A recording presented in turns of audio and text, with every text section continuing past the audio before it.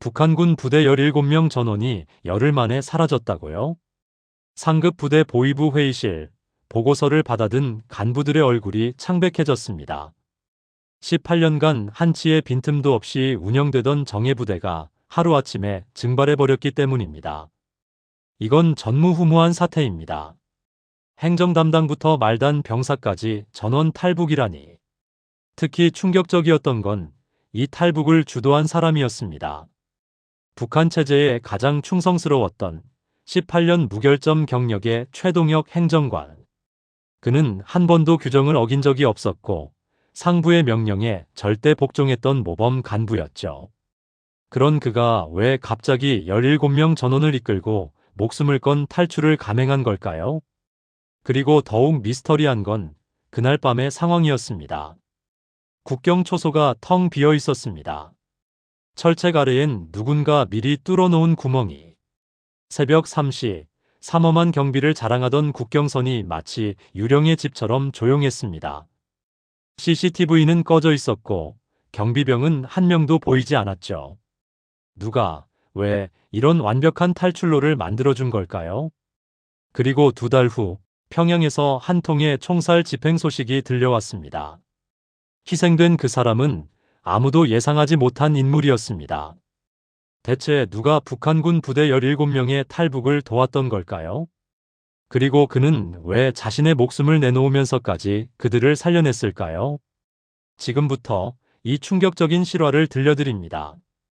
구독과 좋아요는 영상 제작에 큰 힘이 됩니다. 듣고 계신 지역을 댓글에 공유해주세요. 북한군 부대 17명 전원이 열흘 만에 사라졌다고요? 상급 부대 보위부 회의실, 보고서를 받아든 간부들의 얼굴이 창백해졌습니다. 18년간 한치의 빈틈도 없이 운영되던 정예부대가 하루아침에 증발해버렸기 때문입니다. 이건 전무후무한 사태입니다. 행정 담당부터 말단 병사까지 전원 탈북이라니. 특히 충격적이었던 건 이 탈북을 주도한 사람이었습니다. 북한 체제에 가장 충성스러웠던 18년 무결점 경력의 최동혁 행정관. 그는 한 번도 규정을 어긴 적이 없었고 상부의 명령에 절대 복종했던 모범 간부였죠. 그런 그가 왜 갑자기 17명 전원을 이끌고 목숨을 건 탈출을 감행한 걸까요? 그리고 더욱 미스터리한 건 그날 밤의 상황이었습니다. 국경 초소가 텅 비어 있었고 철책 아래엔 누군가 미리 뚫어놓은 구멍이 있었습니다. 새벽 3시, 삼엄한 경비를 자랑하던 국경선이 마치 유령의 집처럼 조용했습니다.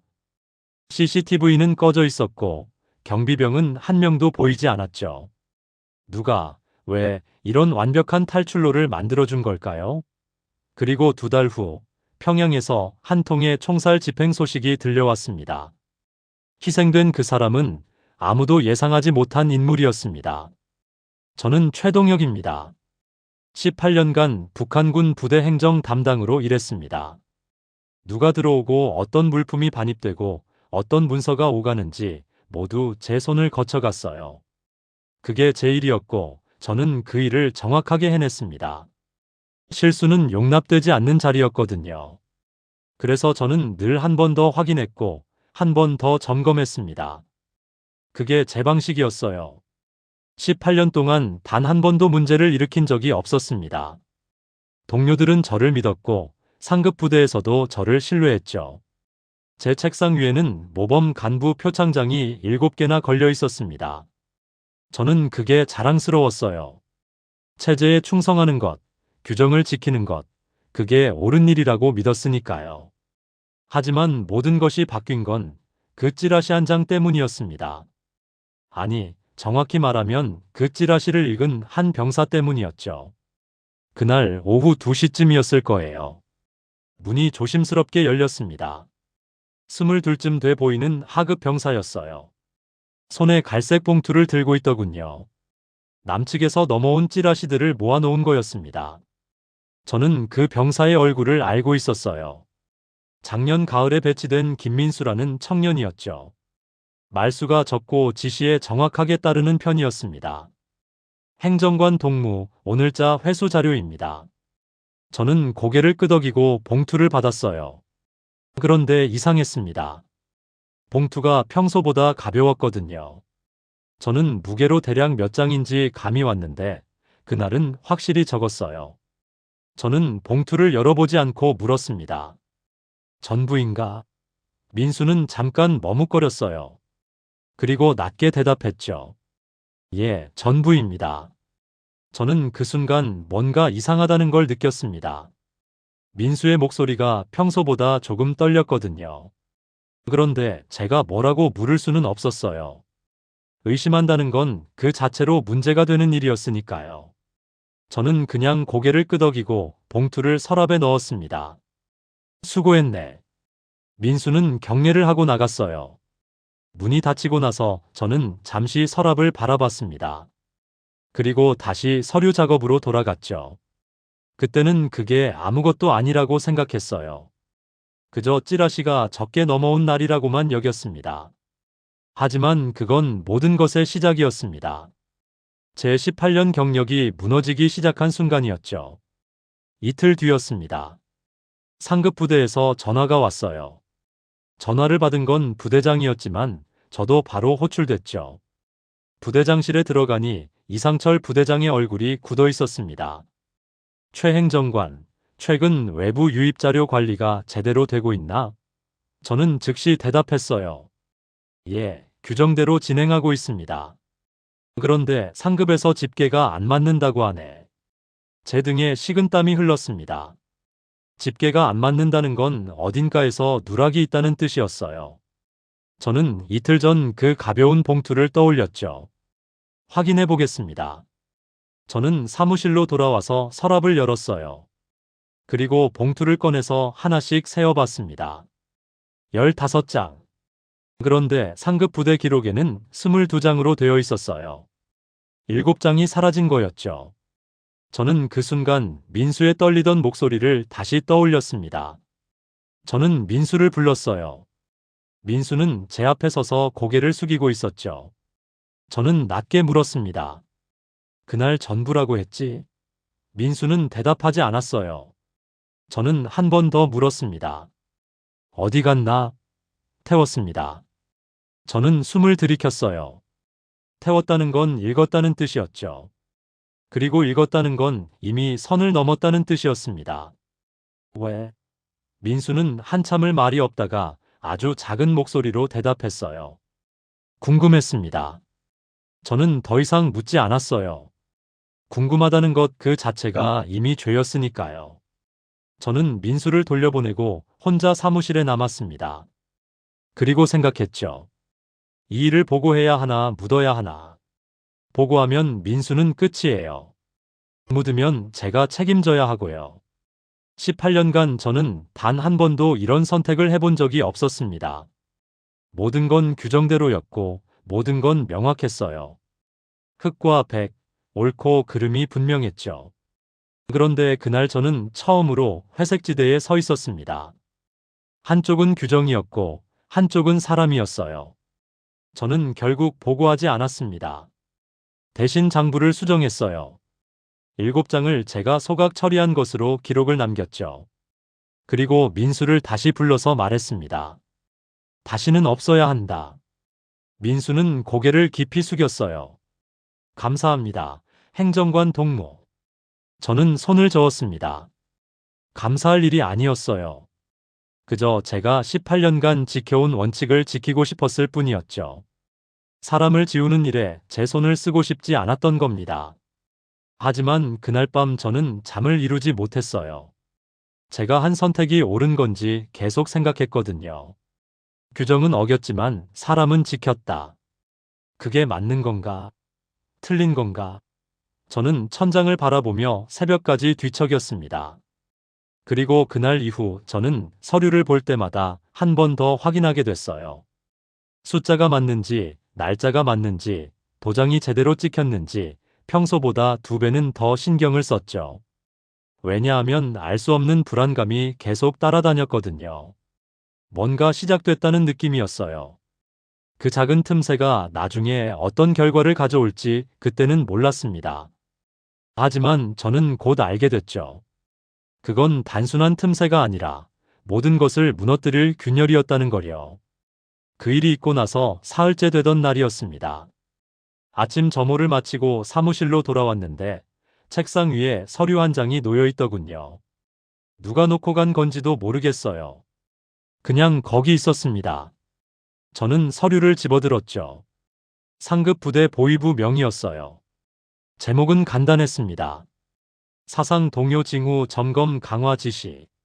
저는 그 서류를 천천히 읽었습니다. 특별한 내용은 없었어요. 외부 자료 유입 차단, 병사 간 사적 대화 관찰, 의심 사례 즉시 보고 늘 하던 짓이었죠. 그런데 이상한 건 이번에는 점검 대상의 간부까지 포함되어 있다는 거였어요. 저는 그 문장을 2번 읽었습니다. 부대전 인원, 계급 불문. 제 손이 미세하게 떨렸어요. 그날 오후부터 부대 분위기가 달라졌습니다. 누가 뭐라고 말한 것도 아닌데 모두가 조용해졌어요. 복도에서 마주쳐도 눈인사만 하고 지나쳤죠. 평소라면 식사하셨습니까가 정도는 주고받았는데 그날은 아무도 말을 걸지 않았습니다. 저도 마찬가지였어요. 입을 여는 게 조심스러워졌거든요. 저녁 6시였습니다. 민수를 복도에서 마주쳤어요. 민수는 제 눈을 피했습니다. 저는 그냥 지나쳤죠. 그런데 몇 걸음 가다가 뒤돌아봤어요. 민수가 멀어지는 뒷모습이 묘하게 작아 보였습니다. 어깨가 축 처져 있었어요. 저는 그 모습을 보면서 제가 뭔가 잘못하고 있는 건 아닌가 하는 생각이 들었습니다. 이틀 뒤였어요. 아침 점호가 끝나고 부대장이 저를 불렀습니다. 부대장실에 들어가니 낯선 사람 2명이 앉아 있더군요. 보위부 사람들이었어요. 제복에 달린 배지가 그걸 말해주고 있었죠. 저는 경례를 했습니다. 최행정관 앉게. 저는 의자에 앉았어요. 보위부 사람 중 한 명이 서류를 펼쳤습니다. 최근 외부 유입 자료 관리에 문제가 있었다고 들었는데 시정 조치 완료했습니다. 어떻게 해? 저는 준비한 대답을 했어요. 집계 오류였습니다. 제가 소각 기록을 누락한 것으로 확인됐습니다. 보위부 사람은 고개를 끄덕였어요. 그런데 눈빛은 믿지 않는다는 표정이었죠. 그럼 담당 병사는 문제 없나? 저는 잠시 멈칫했습니다. 그리고 대답했어요. 문제 없습니다. 직접 확인했나? 예. 보위부 사람은 더 묻지 않았습니다. 그냥 서류에 뭔가를 적었어요. 저는 그 펜 소리가 이상하게 크게 들렸습니다. 극적거리는 소리가 귓가에 맴돌았죠. 알겠네, 가보게. 저는 경례를 하고 나왔어요. 문을 닫는 순간 다리에 힘이 풀렸습니다. 저는 복도 벽에 기댄 채 한참을 서 있었어요. 제가 한 대답이 민수를 지킨 건지 아니면 더 위험하게 만든 건지 알 수가 없었습니다. 그날 저녁 민수가 사라졌어요. 정확히는 조사실로 불려갔죠. 저는 그 소식을 다른 병사한테서 들었습니다. 김민수 동무가 보위부에 끌려갔습니다. 저는 아무 말도 하지 못했어요. 그저 고개만 끄덕였죠. 제 가슴속에서 뭔가 무너지는 소리가 들렸습니다. 다음 날 아침 저는 보고서를 쓰고 있었어요. 월간 자재 현황 보고서였죠. 그런데 이상했습니다. 평소라면 술술 써지던 문장들이 그날은 한 줄 쓸 때마다 멈추게 되더군요. 현황은 양호함이라고 쓰다가 지웠어요. 특이사항 없음이라고 쓰다가 또 지웠습니다. 왜냐하면 그 단어들이 나중에 문제가 될 것 같았거든요. 저는 결국 가장 짧게 썼어요. 규정대로 진행 중. 그것만 남기고 다 지웠습니다. 보고서가 점점 짧아지고 있었어요. 말을 줄이는 게 제일 안전한 방법이었으니까요. 사흘째 되던 날 민수가 돌아왔습니다. 얼굴이 새하얗더군요. 눈에는 생기가 없었어요. 저는 민수를 불러 세웠습니다. 괜찮나? 민수는 고개를 끄덕였어요. 그런데 입술이 떨리고 있었죠. 괜찮습니다. 뭐라고 물었나? 민수는 잠시 망설이다가 대답했습니다. 찌라시를 읽었냐고 물었습니다. 뭐라고 했나? 안 읽었다고 했습니다.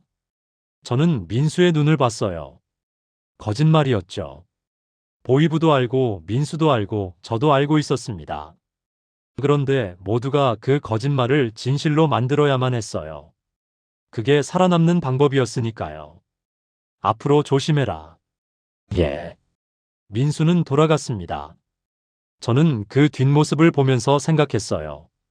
저는 이 청년을 살렸나 아니면 더 오래 고통받게 만든 건가?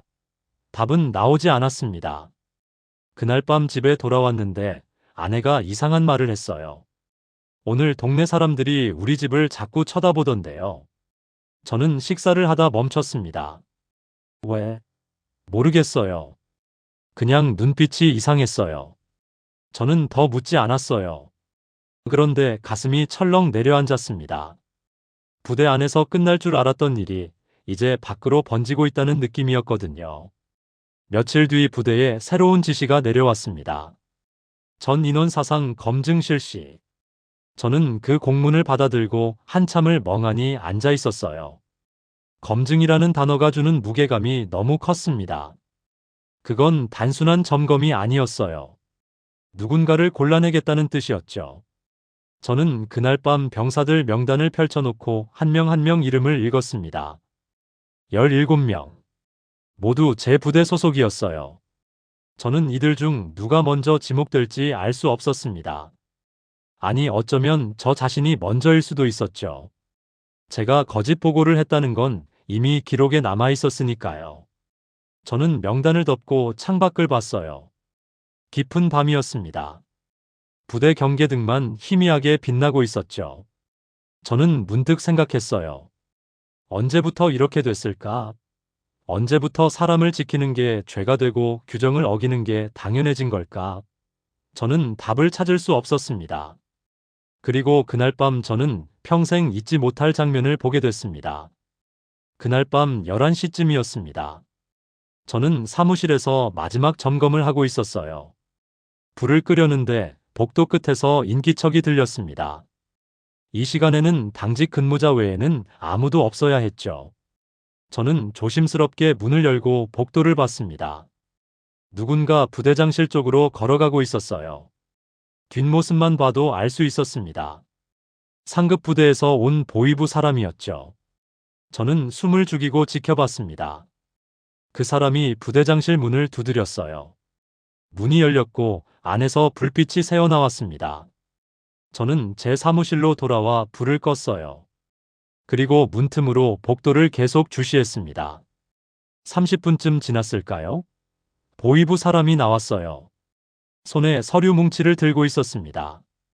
저는 그게 뭔지 알 수 없었지만 직감적으로 느꼈어요. 저건 우리 부대 인원에 대한 자료구나.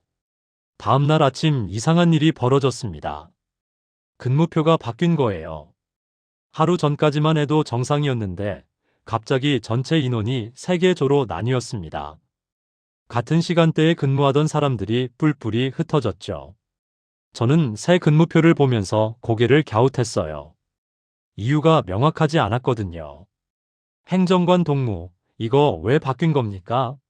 고참 하사가 물었습니다. 저도 모르는 일이었어요. 상급 지시라고 들었네. 그래도 이렇게 갑자기. 저는 더 이상 대답하지 않았습니다. 사실 저도 혼란스러웠거든요. 근무표를 바꿀 이유가 전혀 없었어요. 부대 운영에도 비효율적이었고요. 그런데 왜 바꾼 걸까요? 저는 곰곰이 생각했습니다. 그리고 하나 깨달았어요. 인원을 분산시키면 서로 대화할 기회가 줄어든다는 걸요. 사흘 뒤였습니다. 저는 월간 보고서를 작성하고 있었어요. 부대장 결재를 받아야 하는 서류였죠. 저는 보고서를 들고 부대장실로 갔습니다. 노크를 하고 들어갔는데 이상철 부대장이 뭔가를 급하게 서랍에 넣는 걸 봤어요. 최 행정관, 들어오게. 저는 경례를 하고 보고서를 올렸습니다.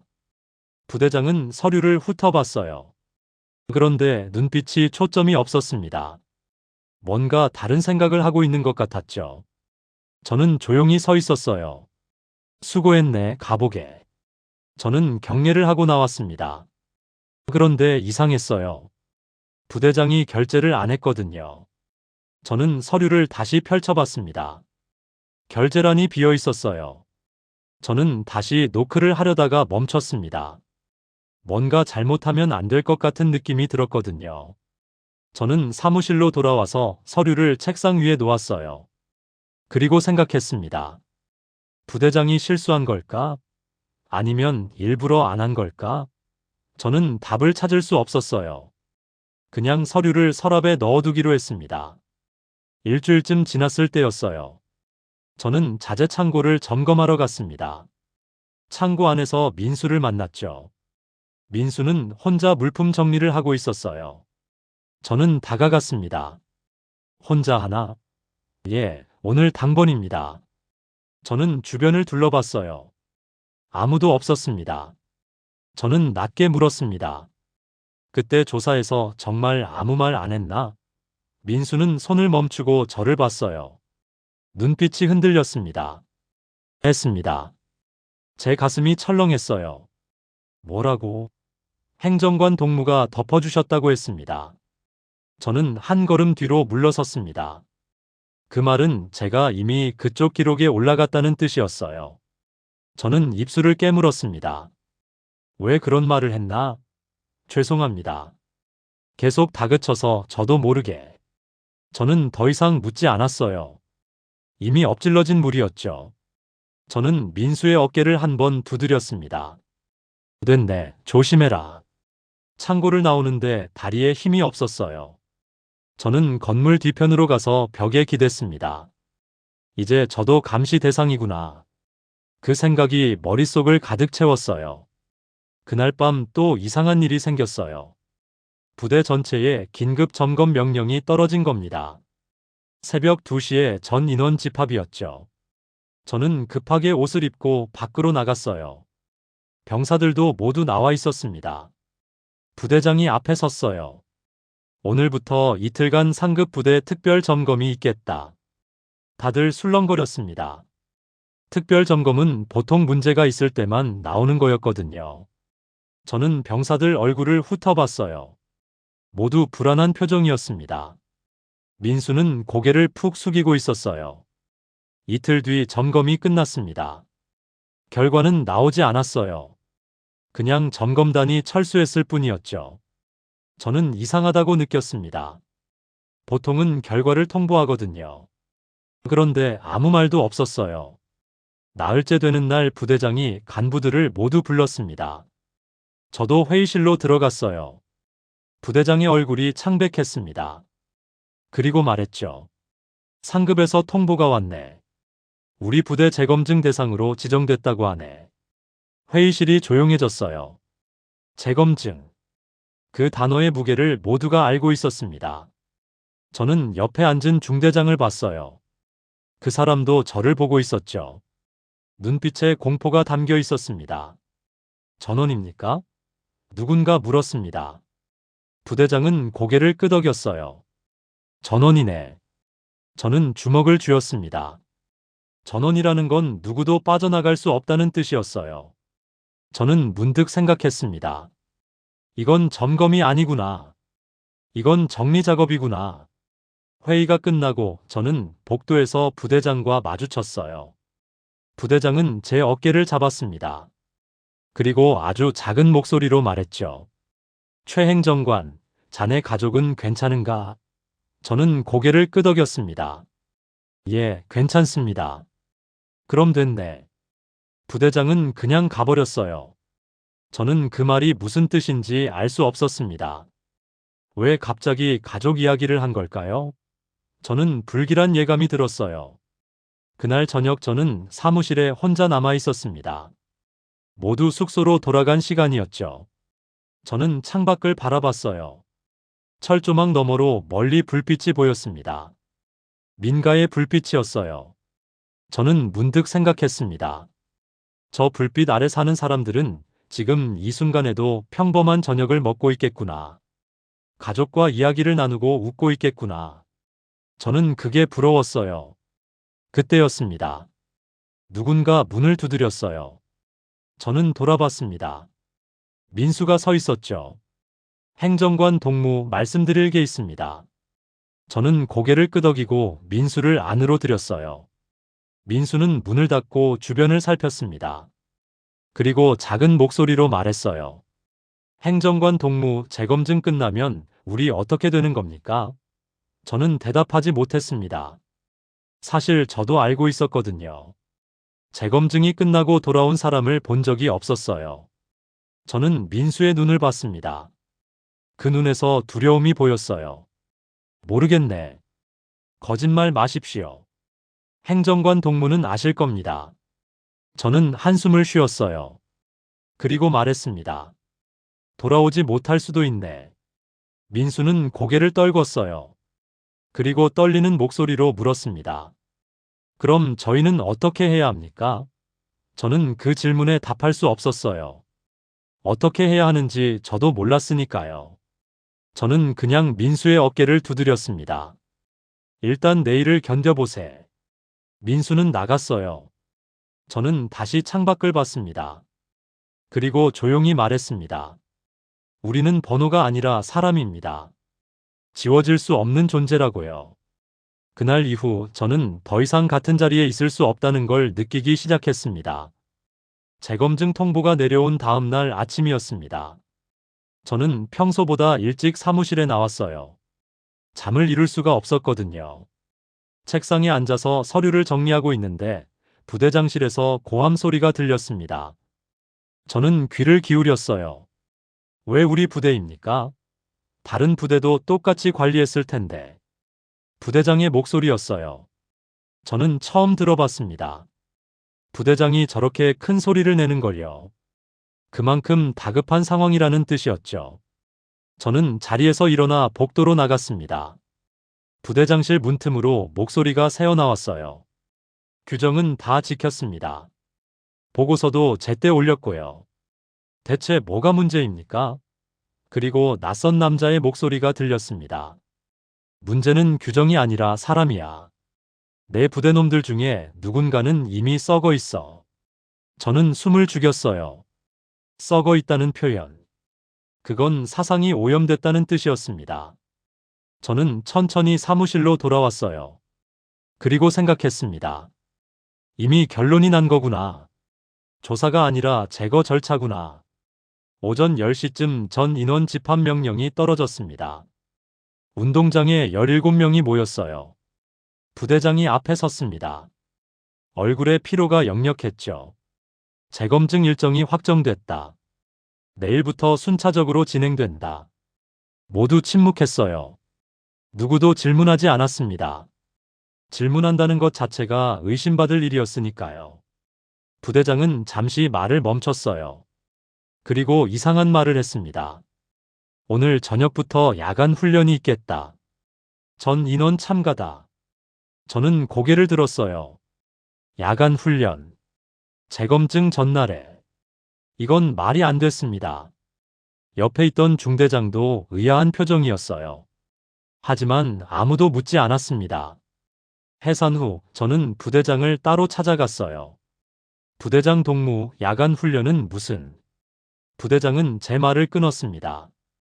상급 지시야. 재검증 전에 부대 기강을 다시 점검하라고 했어. 하지만 더 묻지 마. 부대장의 목소리가 날카로웠어요. 저는 더 말할 수 없었습니다. 하지만 직감적으로 알았어요. 이건 일반적인 훈련이 아니구나. 저녁 6시 전 인원이 다시 모였습니다. 야간 훈련복을 입고 배낭을 맸어요. 부대장이 지도를 펼쳤습니다. 오늘 훈련 코스는 북쪽 산길이다.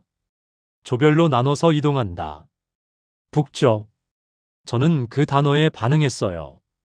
북쪽은 국경 쪽이었습니다. 왜 하필 그쪽으로 훈련을 가는 걸까요? 저는 부대장의 얼굴을 봤어요. 부대장은 제 시선을 피했습니다. 훈련이 시작됐어요. 우리는 3개 조로 나뉘어 출발했습니다. 저는 첫 번째 조를 이끌었죠. 산길을 오르는데 이상한 점을 발견했어요. 경비 초소가 비어 있는 겁니다. 보통은 야간 훈련 때도 초소에 인원이 배치되는데 그날은 아무도 없었어요. 2시간쯤 걸었을 때 부대장이 전조를 모았습니다.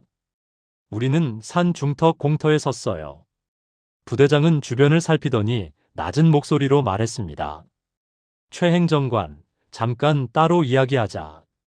저는 부대장을 따라 나무 뒤로 갔어요. 부대장은 한참 동안 말이 없었습니다. 그리고 입을 열었죠.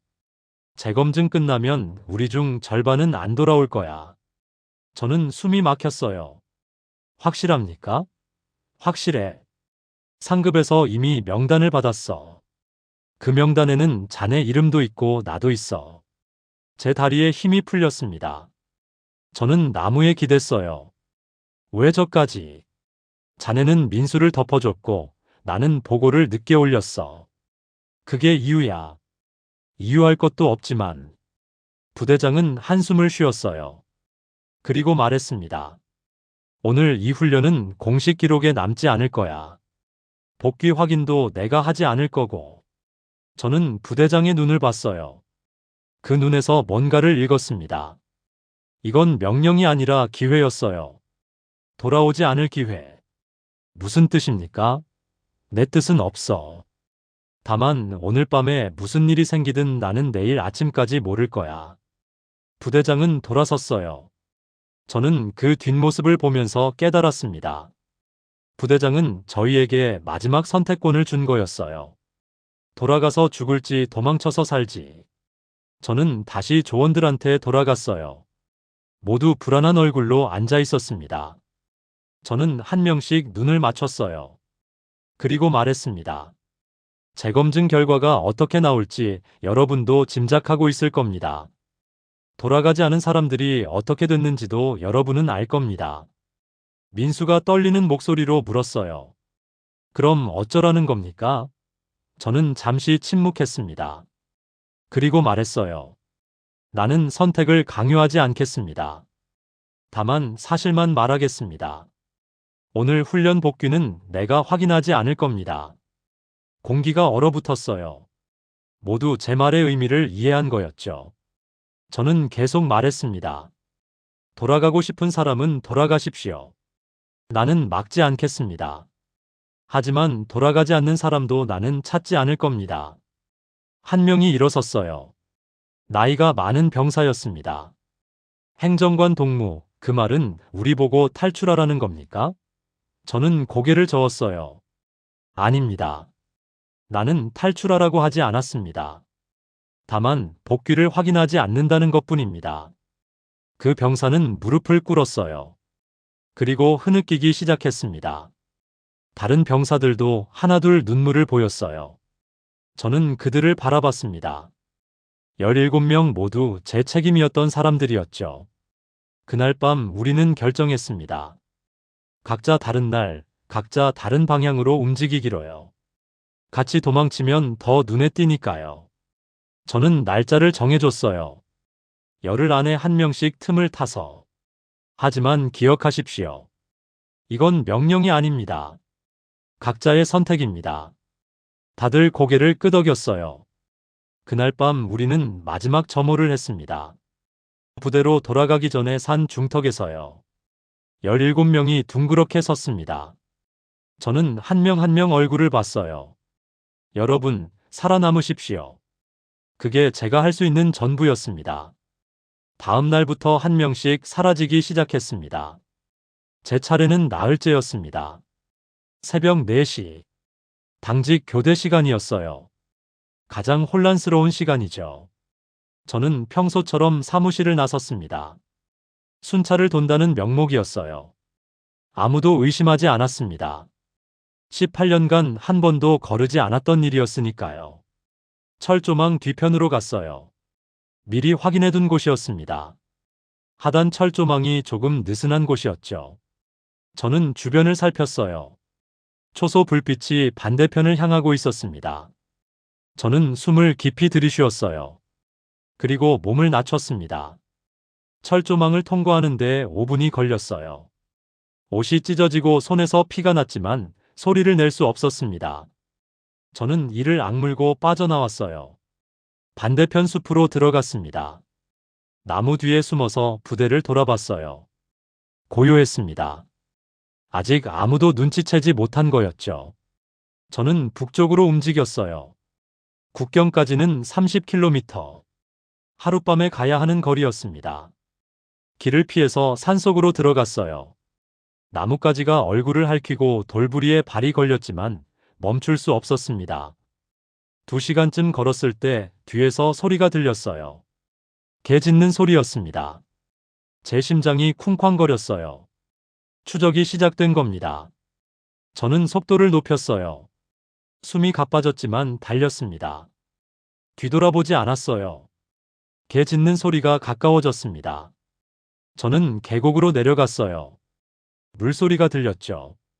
저는 물속으로 들어갔습니다. 차가운 물이 허리까지 찼어요. 저는 상류로 올라갔습니다. 냄새를 끊기 위해서였죠. 100m쯤 갔을 때 개소리가 멀어졌어요. 저는 반대편 강둑으로 올라왔습니다. 옷이 흠뻑 젖어서 몸이 무거웠어요. 하지만 멈출 수 없었습니다. 저는 계속 북쪽으로 갔어요. 해가 뜨기 전에 국경 근처까지 가야 했습니다. 낮에는 움직일 수 없었으니까요. 새벽 6시쯤 멀리 철조망이 보였어요. 국경 철책이었습니다. 저는 나무 뒤에 숨어서 관찰했어요. 경비병 2명이 순찰하고 있었습니다. 초소에서 손전등 불빛이 움직이고 있었죠. 저는 시간을 재기 시작했어요. 경비 교대 간격을 파악하는 겁니다. 해가 떠올랐어요. 저는 나무 아래 움츠리고 앉았습니다. 온몸이 떨렸어요. 추워서가 아니라 긴장 때문이었죠. 저는 주머니에서 마른 옥수수떡 1개를 꺼냈어요. 미리 챙겨온 거였습니다. 천천히 씹었어요. 목이 메었지만 물이 없었습니다. 오후 2시쯤 이상한 일이 벌어졌어요. 경비병들이 갑자기 철수한 겁니다. 초소가 텅 비었어요. 저는 믿을 수 없었습니다. 국경 초소가 비다니요. 이건 절대 있을 수 없는 일이었어요. 저는 혹시 함정인가 싶어서 1시간을 더 기다렸습니다. 하지만 아무도 오지 않았어요. 저는 결심했습니다. 지금이 기회구나. 저는 나무에서 내려와 철책으로 다가갔어요. 심장이 터질 것 같았습니다. 주변을 살폈어요. 정말 아무도 없었습니다. 철책 아래에 구멍이 있었어요. 누가 미리 뚫어놓은 것 같았습니다. 저는 그 구멍으로 기어들어갔어요. 철사에 옷이 걸렸지만 억지로 잡아당겼습니다. 피부가 찢어졌어요. 하지만 아프지 않았습니다. 살고 싶다는 마음밖에 없었거든요. 구멍을 빠져나왔어요. 반대편이었습니다. 저는 일어서서 뒤를 돌아봤어요. 북한 땅이었습니다. 제가 18년간 지켰던 곳. 이제는 제가 도망친 곳. 저는 눈물이 났어요. 슬퍼서가 아니라 살았다는 안도감 때문이었습니다. 하지만 여기서 끝이 아니었어요. 이제 중국 땅을 건너 한국까지 가야 했습니다. 저는 다시 걷기 시작했어요. 마을이 보일 때까지 걸었습니다. 해가 지고 있었어요. 마을 외곽에 농가가 하나 있었어요. 저는 조심스럽게 다가갔습니다. 창문으로 안을 들여다봤어요. 중국 사람 같았습니다. 저는 문을 두드렸어요. 문이 열렸습니다. 50대쯤 된 남자가 나왔어요. 저를 보더니 눈이 커졌습니다. 북조선 사람. 저는 고개를 끄덕였어요. 남자는 주변을 살피더니 저를 안으로 끌어당겼습니다. 빨리 들어와. 저는 그 집 창고에 숨었어요. 남자가 물과 빵을 가져다 줬습니다. 여기서 사흘 있어. 브로커 연락해 줄게. 감사합니다. 됐어. 돈은 나중에 내. 저는 창고 구석에 앉았어요. 그리고 처음으로 긴장이 풀렸습니다. 살았구나. 저는 그렇게 중얼거렸어요. 하지만 동시에 다른 생각이 들었습니다. 나머지 16명은 어떻게 됐을까? 모두 무사할까? 사흘 뒤 브로커가 왔어요. 트럭에 저를 태웠습니다. 어두운 짐칸이었어요. 저는 거기서 이틀을 보냈습니다. 트럭이 멈췄을 때 문이 열렸어요. 밝은 빛이 들어왔습니다. 내려. 저는 트럭에서 내렸어요. 낯선 도시였습니다. 브로커가 말했어요. 여기서 일주일 더 있어. 그 다음에 한국 대사관 연결해 줄게. 저는 고개를 끄덕였어요. 그렇게 또 일주일이 지났습니다. 마침내 대사관에 도착했을 때 저는 무릎을 꿇었어요. 그리고 울었습니다. 18년 만에 처음 우는 거였습니다. 한국 대사관에서 보름을 보냈습니다.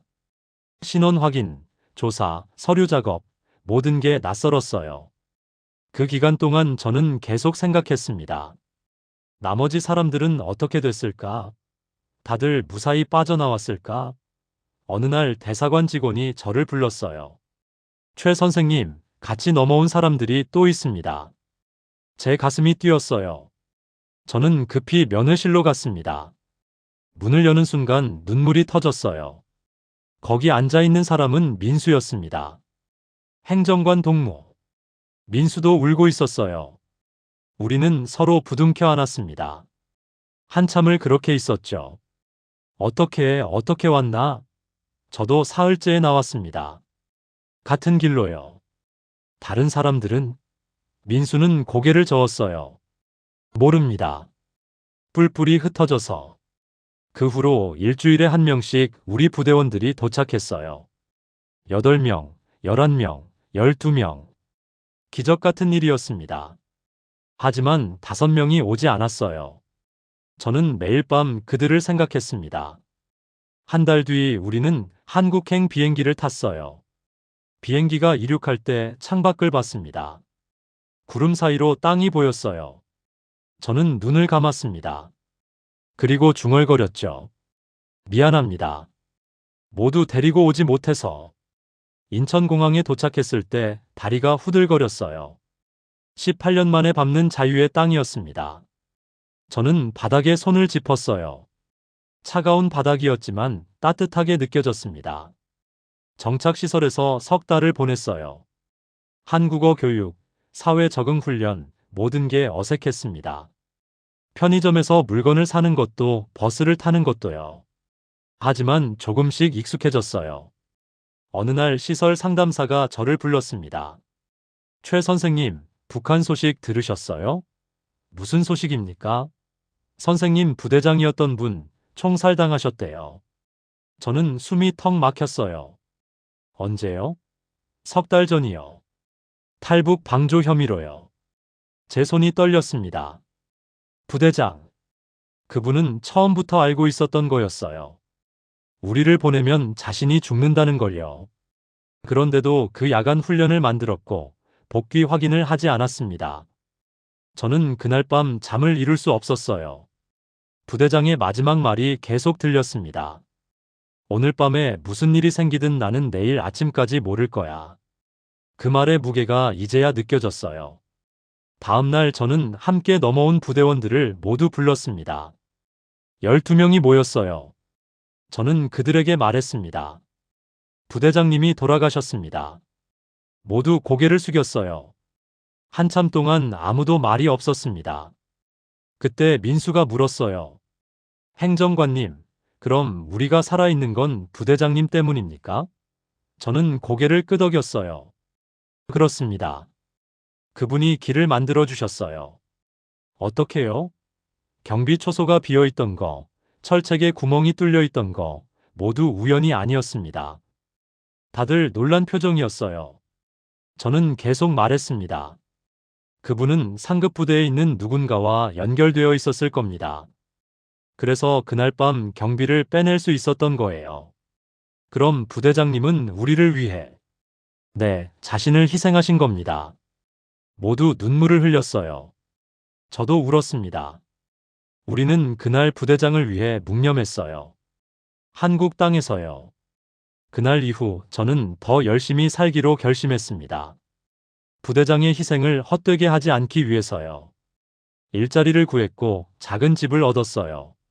함께 넘어온 동료들도 하나둘 자리를 잡았습니다. 1년쯤 지났을 때 또 다른 소식을 들었어요. 우리 부대가 완전히 해체됐다는 거였습니다. 재검증 후 살아남은 사람이 없었대요. 저는 그 말을 듣고 무릎이 꺾였어요. 우리가 안 나왔으면 우리도 거기 있었을 거라는 생각이 들었거든요. 한국에 온 지 3년이 지났습니다. 저는 지금 작은 건설 회사에서 일하고 있어요. 평범한 직장인입니다. 아침에 출근하고 저녁에 퇴근하고 주말에는 쉬는 사람이죠. 처음에는 이 평범함이 낯설었어요. 18년간 긴장 속에 살다가 갑자기 자유로워지니까요. 가끔 슈퍼마켓에 갈 때가 있습니다. 진열대 앞에 서면 아직도 어지러워요. 너무 많은 선택지가 있거든요. 라면만 해도 30가지가 넘어요. 저는 한참을 서 있다가 결국 아무거나 집어듭니다. 선택한다는 게 아직도 익숙하지 않아요. 함께 넘어온 동료들과는 한 달에 한 번씩 만납니다. 12명이 모여서 밥을 먹고 이야기를 나누죠. 처음에는 북한 이야기를 많이 했어요. 그리운 것들, 무서웠던 것들. 하지만 요즘은 한국 이야기를 더 많이 합니다. 회사 일, 자녀 교육, 집값. 우리도 이제 여기 사람이 되어가는 거겠죠. 작년에 민수가 결혼했어요. 저는 주례를 섰습니다. 예식장에 서서 민수를 보는데 감회가 남달랐어요. 그때 그 떨리던 청년이 이제는 누군가의 남편이 되는구나. 저는 축사를 하면서 울컥했습니다. 민수, 행복하게 사세요. 자유롭게 사세요. 그게 제가 할 수 있는 최선의 축복이었어요. 하지만 잊을 수 없는 사람들이 있습니다. 오지 못한 5명. 그들이 지금 어디에 있는지 살아있는지 저는 모릅니다. 가끔 뉴스에서 북한 소식이 나오면 귀를 기울여요. 혹시 그들에 대한 이야기가 나올까 싶어서요. 하지만 아직 한 번도 들은 적이 없습니다. 부대장에 대해서도 더 많은 걸 알게 됐어요. 얼마 전에 새로 넘어온 탈북자를 만났는데 그분이 말해주더군요. 부대장은 원래 상급 부대 간부랑 친분이 있었대요. 그 간부도 숙청 대상이었고요. 둘이 함께 우리를 빼낸 거였습니다. 그 두 분 다 총살당하셨어요. 같은 날에요. 그 말을 듣는 순간 저는 말을 잃었어요. 두 사람이 목숨을 걸고 길을 만들어준 거였습니다. 우리가 살 수 있도록. 저는 그날 밤 혼자 술을 마셨어요. 그리고 하늘을 보며 말했습니다. 감사합니다. 덕분에 살고 있습니다. 요즘 저는 가끔 생각해요. 제가 왜 그런 선택을 했는지요. 규정을 어기고 사람을 덮어주고 결국 탈북까지 한 이유요. 답은 간단합니다. 저는 사람을 지우는 일에 제 손을 쓰고 싶지 않았어요. 이름을 지우고 존재를 지우고 기억을 지우는 일. 그건 제가 할 수 없는 일이었습니다. 북한에서는 사람이 사라지면 기록도 사라져요. 사진도 이름도 모든 게 지워집니다. 마치 처음부터 없었던 사람처럼요. 저는 그게 가장 무서웠어요. 존재 자체가 부정당하는 거요. 한국에 와서 좋은 점이 뭐냐고 물어보는 사람들이 있어요. 저는 이렇게 대답합니다. 여기서는 제가 사람으로 살 수 있어요. 이름이 있고 주민번호가 있고 통장이 있고 전화번호가 있어요. 제가 존재한다는 증거들이 있는 거죠. 누군가 제 이름을 부르면 저는 대답할 수 있어요. 그게 얼마나 소중한 건지 여기 사람들은 모를 겁니다. 가끔 옛 부대를 떠올립니다. 철조망, 초소, 사무실, 운동장. 18년을 보낸 곳이에요. 그리운가요? 아니요. 하지만 잊을 수도 없어요. 거기서 있었던 일들이 지금의 저를 만들었으니까요. 두고 온 가족에 대해서도 생각합니다. 아내는 제가 탈북한 후 어떻게 됐을까요? 처벌받았을까요? 저는 모릅니다. 알 수 있는 방법도 없어요. 그게 가장 가슴 아픈 부분입니다. 살기 위해 떠났지만 누군가에게는 상처를 남긴 거니까요. 하지만 저는 후회하지 않습니다. 그때 안 나왔으면 저는 지금 없었을 테니까요. 그리고 저뿐만 아니라 12명이 다 없었을 거예요. 우리는 선택했습니다. 죽음이 아니라 삶을요. 지난주에 시민권을 받았어요. 대한민국 국민이 된 겁니다. 증서를 받아들고 한참을 봤어요. 대한민국 국민 최동혁. 제 이름이 적혀 있었습니다. 지워지지 않는 이름이요. 저는 그 순간 또 울었어요. 벅참의 눈물이었습니다. 어제 공원을 걷다가 벤치에 앉았어요. 가족들이 지나가더군요. 아버지, 어머니, 아이 둘. 웃으면서 걷고 있었어요. 저는 그 모습을 보면서 생각했습니다. 평범함이 얼마나 귀한 건지요. 그저 웃으면서 걸을 수 있다는 게 얼마나 큰 행복인지요. 우리는 탈북을 선택했습니다. 하지만 그 선택이 가능했던 이유는 끝까지 남은 사람들이 있었기 때문입니다. 이상철 부대장님, 그리고 이름도 모르는 상급 부대 간부님. 두 분이 목숨을 걸고 길을 만들어 주셨어요. 저는 지금도 가끔 밤에 꿈을 꿔요. 부대장님이 나타나서 물어요. 잘 살고 있나? 저는 꿈속에서 대답합니다. 네, 덕분에 잘 살고 있습니다. 그러면 부대장님이 웃으세요. 그리고 사라지죠. 저는 그때마다 눈물을 흘리며 깨어납니다. 여러분이라면 제자리에서 어떤 선택을 하셨을까요? 규정을 지키고 죽을 건가요? 아니면 규정을 어기고 살 건가요?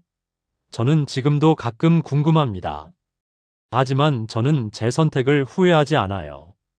왜냐하면 저는 지금 여기 살아서 숨 쉬고 있으니까요. 우리는 번호가 아니라 사람입니다. 지워질 수 없는 존재예요.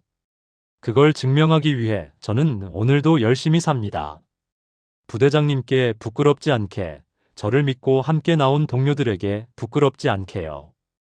한국에 온 지 5년이 지난 지금, 저는 작은 아파트에서 살고 있습니다. 방 2개짜리 작은 공간이지만 제게는 궁전 같아요. 여기서는 아무도 제 사상을 검증하지 않거든요. 아무도 제 과거를 캐묻지 않고요. 저는 그저 최동혁이라는 한 사람으로 살아갑니다. 요즘 저는 새로운 일을 시작했어요. 탈북민 정착을 돕는 봉사활동입니다. 일주일에 2번 정착시설을 방문해서 새로운 분들과 이야기를 나눕니다. 그들의 눈빛을 보면 5년 전 제 모습이 보여요. 두려움과 희망이 섞인 그 눈빛. 저는 그들에게 말해줍니다. 괜찮습니다. 여기서는 사람으로 살 수 있어요. 어제는 25살쯤 된 청년을 만났어요. 그 청년이 저한테 물었습니다. 선배님은 어떻게 적응하셨어요? 저는 잠시 생각하다가 대답했습니다. 적응이라기보다는 살아가는 거였어요. 하루하루 버티고 견디고 익숙해지고. 그렇게 5년이 지났네요. 그 청년은 고개를 끄덕였어요. 그리고 또 물었습니다. 후회는 안 하세요? 두고 온 사람들, 가족들. 저는 한참을 침묵했습니다. 그리고 솔직하게 대답했어요. 후회는 합니다. 매일 밤 생각해요. 하지만 그게 잘못된 선택이었다고는 생각하지 않아요. 제가 거기 남았으면 지금 여기 없었을 테니까요. 청년은 눈물을 흘렸습니다. 저도 마찬가지였어요. 우리는 한참을 말없이 앉아 있었습니다. 함께 넘어온 동료들도 각자의 자리에서 열심히 살고 있습니다. 민수는 작은 식당을 차렸어요. 냉면집이에요. 처음에는 손님이 별로 없었는데 요즘은 줄을 서서 기다린대요. 북한식 냉면이 맛있다고 소문이 났거든요. 지난달에 민수 식당에 갔을 때였어요. 민수가 저한테 물었습니다. 형님, 우리 진짜 잘한 거 맞죠?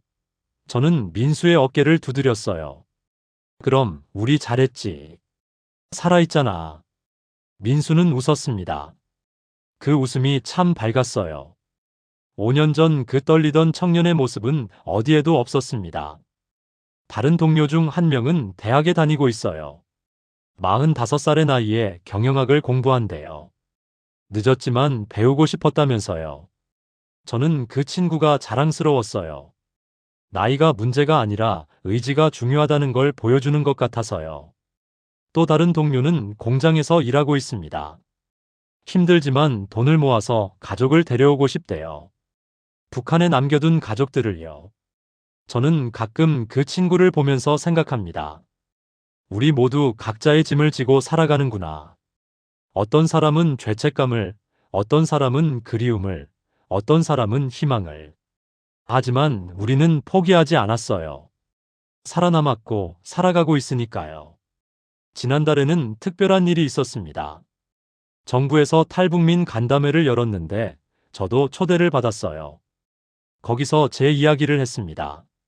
18년간 북한군에서 일했던 경험, 탈북을 결심한 이유, 한국에서의 정착 과정. 많은 사람들이 제 이야기를 들었어요. 발표가 끝나고 한 분이 저한테 다가왔습니다. 60대쯤 되어 보이는 남자분이었어요. 그분이 말했습니다.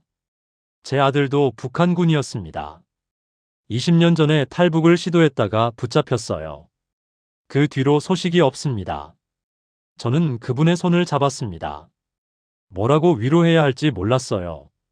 그냥 손을 잡고 있었죠. 그분은 눈물을 흘렸습니다.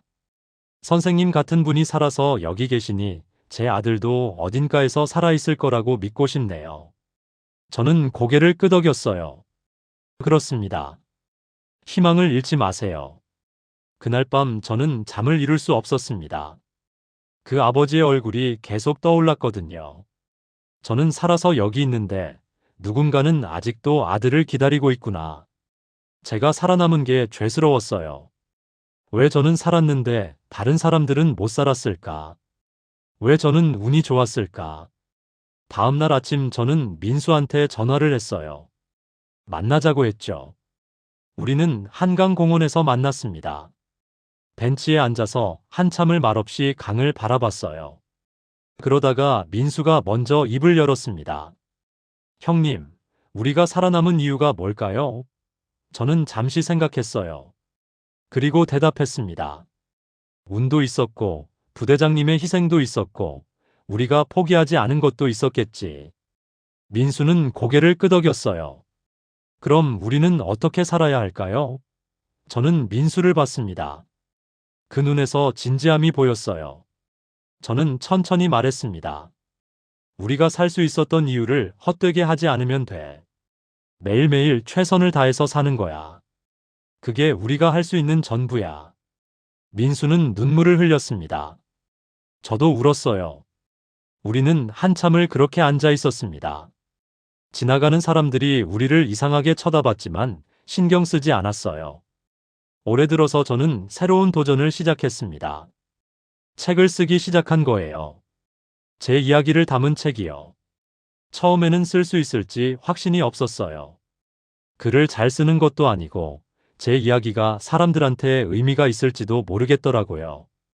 하지만 출판사 편집자가 말했습니다. 선생님의 이야기는 한 사람의 탈북기가 아니에요. 17명의 생존기이고 2분의 희생기예요. 많은 사람들이 알아야 할 이야기입니다.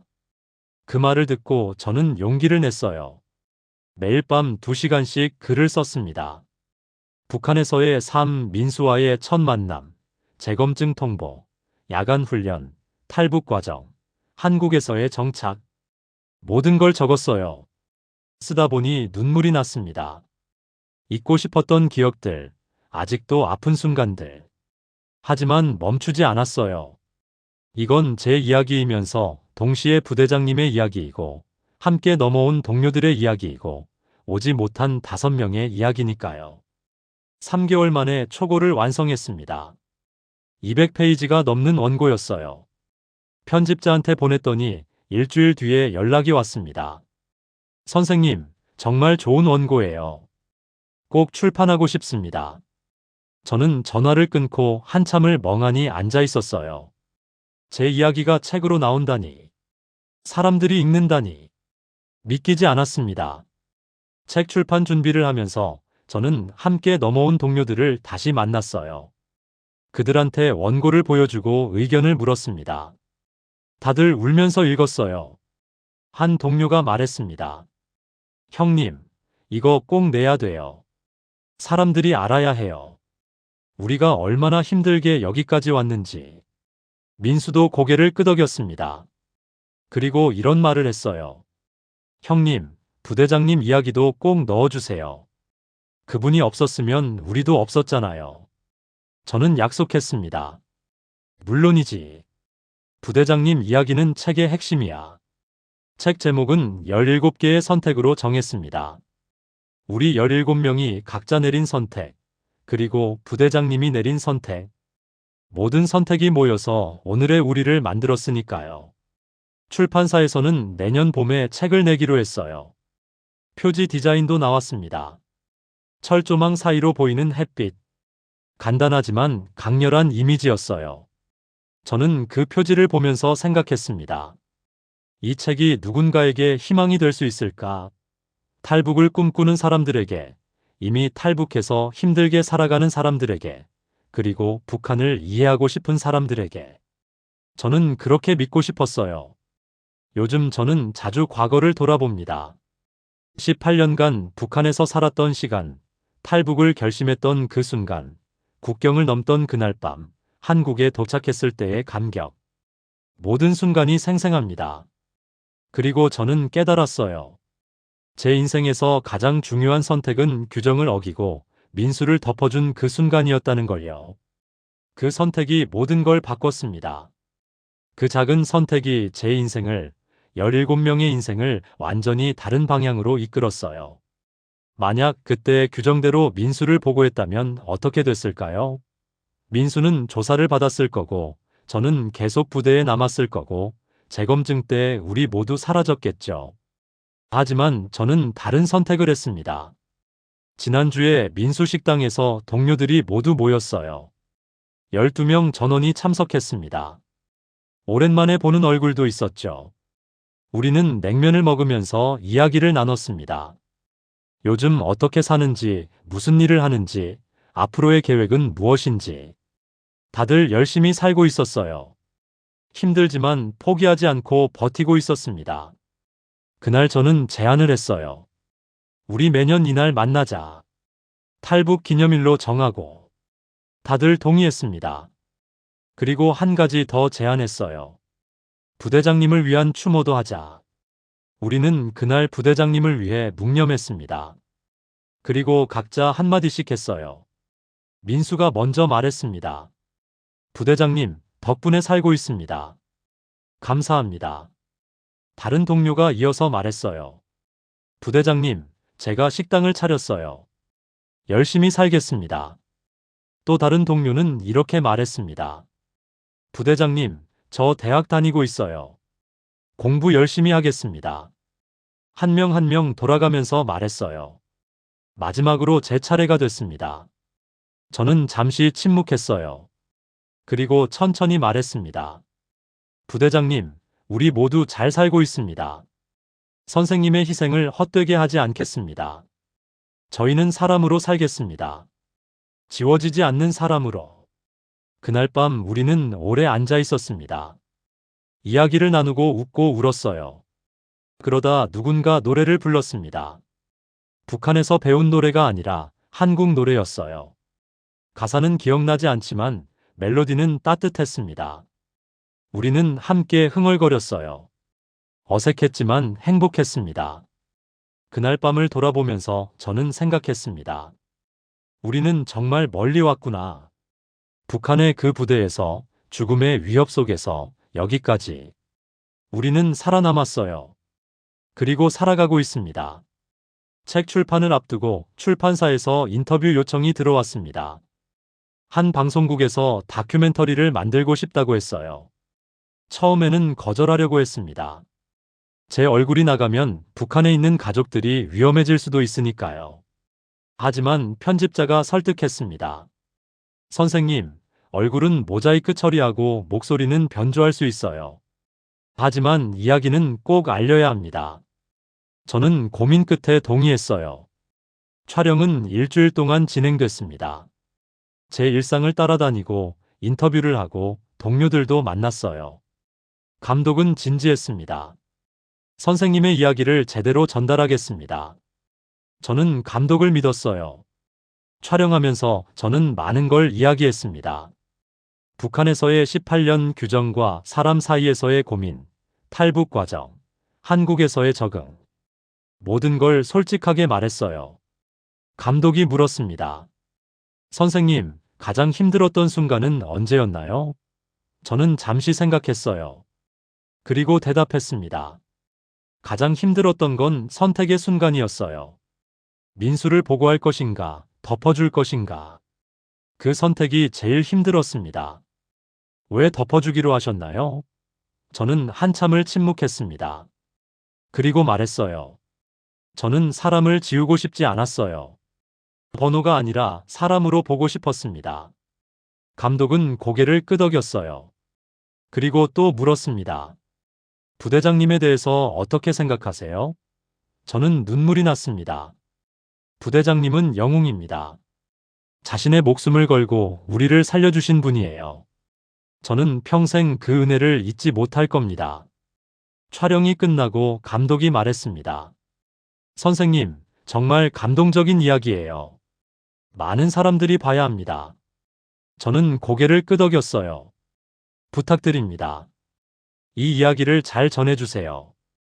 다큐멘터리는 석 달 뒤에 방송됐습니다. 저는 집에서 혼자 봤어요. 화면에 제 모습이 나왔습니다. 얼굴은 모자이크였지만 목소리는 변조됐지만 제 이야기는 선명했어요. 북한에서의 삶, 탈북, 정착, 모든 게 사실적으로 담겨 있었습니다. 방송이 끝나고 전화가 오기 시작했어요.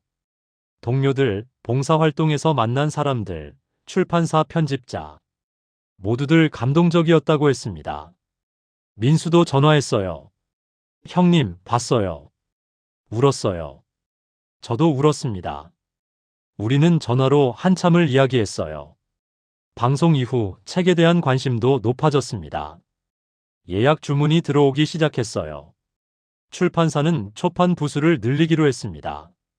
제 이야기가 사람들에게 가닿고 있다는 게 믿기지 않았어요. 책 출판일이 다가왔습니다. 출판 기념회를 하기로 했어요. 작은 서점에서 소규모로요. 저는 떨렸습니다.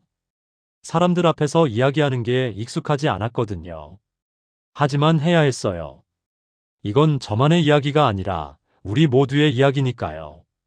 출판 기념회 날이 왔습니다. 생각보다 많은 사람들이 왔어요. 50명 넘게 모였습니다.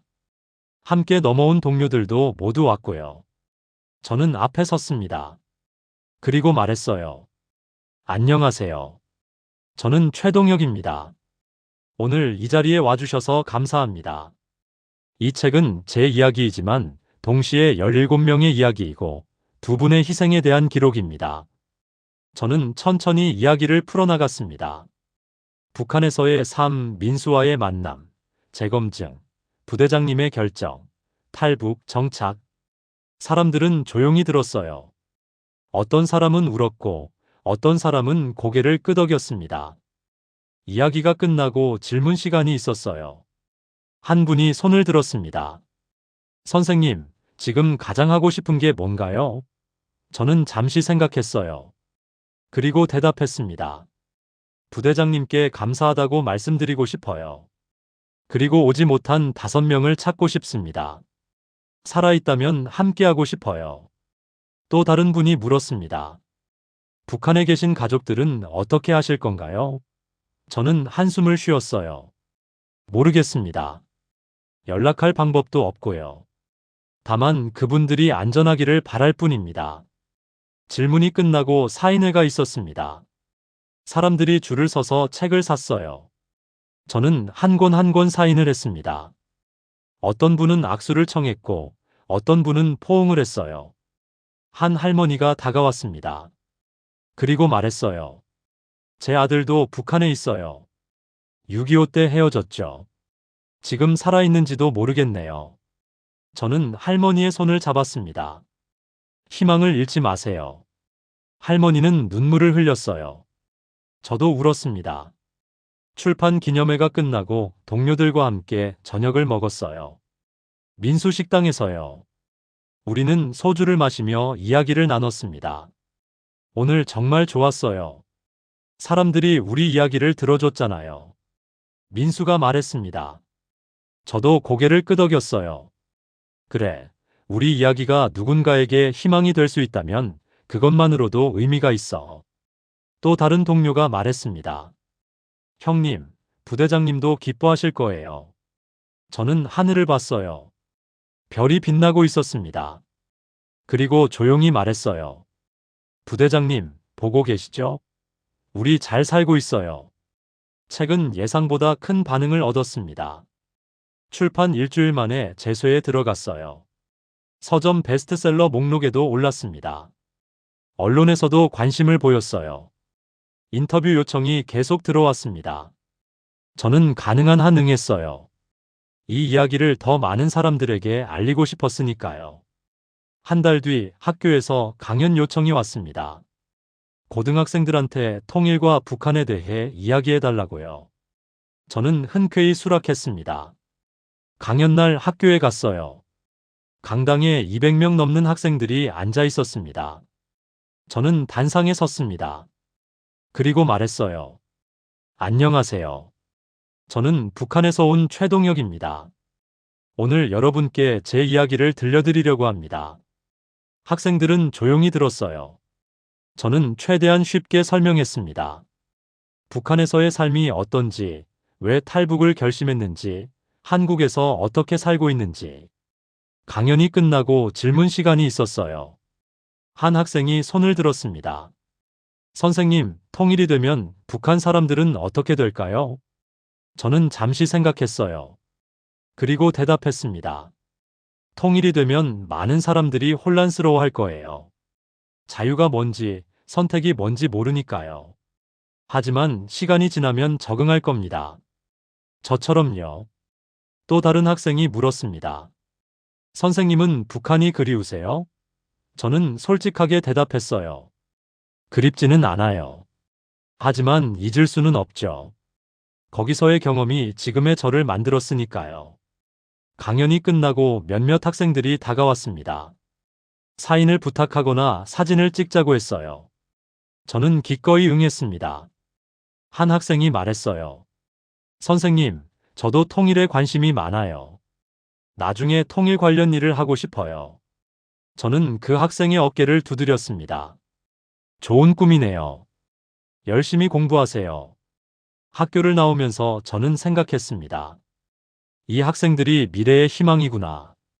이 아이들이 통일된 한국을 만들어갈 거구나. 저는 마음이 따뜻해졌어요. 요즘 저는 바쁘게 살고 있습니다. 낮에는 회사에서 일하고, 저녁에는 봉사활동을 하고, 주말에는 강연을 다녀요. 힘들지만 보람 있습니다. 제 이야기가 누군가에게 도움이 되고 있으니까요. 어제는 한 탈북민 청년을 만났습니다. 28살 청년이었어요. 제 책을 읽고 용기를 얻었다고 했습니다. 저도 형님처럼 열심히 살고 싶어요. 저는 그 청년을 격려했습니다. 할 수 있어요. 포기하지 마세요. 청년은 고개를 끄덕였어요. 그리고 말했습니다. 형님 같은 분이 계셔서 제가 희망을 가질 수 있어요. 저는 그 말이 큰 힘이 됐습니다. 제가 누군가에게 희망이 될 수 있다는 게 믿기지 않았거든요. 하지만 그건 사실이었어요. 제 이야기가, 제 선택이, 제 삶이 누군가에게 의미가 있었습니다. 오늘 저는 또 하루를 살아갑니다. 아침에 일어나 출근하고, 동료들과 일하고, 저녁에 집에 돌아와 쉬고. 평범한 하루지만 저한테는 기적 같은 일상이에요. 북한에서는 꿈도 꾸지 못했던 삶이니까요. 저는 창밖을 봅니다. 서울의 야경이 보여요. 불빛들이 반짝입니다. 저 불빛 하나하나가 사람들의 삶이겠죠. 각자의 이야기를 가진 사람들. 저도 이제 그 중 하나입니다. 최동혁이라는 이름을 가진 지워지지 않는 사람. 저는 오늘도 부대장님을 생각합니다. 그리고 조용히 말해요. 부대장님, 감사합니다. 덕분에 저는 사람으로 살고 있습니다. 제가 숨 쉬고 있는 이 순간, 웃고 울고 일하고 쉬는 이 모든 순간이 선생님의 선물입니다. 저는 절대 잊지 않겠습니다. 그리고 최선을 다해 살겠습니다.